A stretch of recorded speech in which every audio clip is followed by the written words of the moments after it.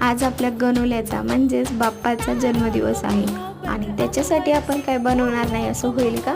चला तर मग आपल्या बाप्पासाठी काहीतरी खास बनवूयात।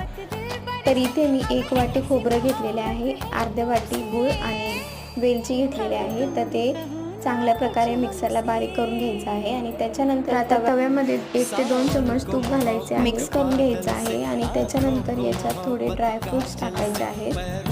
ड्रायफ्रूट्स एकत्रित केल्यानंतर याच्यात थोडेसे चारोळी घालणार आहोत आणि हे सगळं एकत्रित करून झाल्यावरती एका प्लेटमध्ये काढून घेऊयात।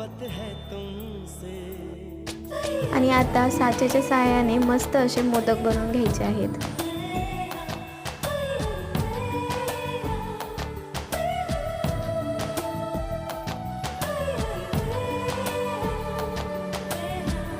अशा प्रकारे आपले इन्स्टंट मोदक बनवून तयार आहेत। रेसिपी आवडली असेल तर कमेंट्समध्ये नक्की कळवा।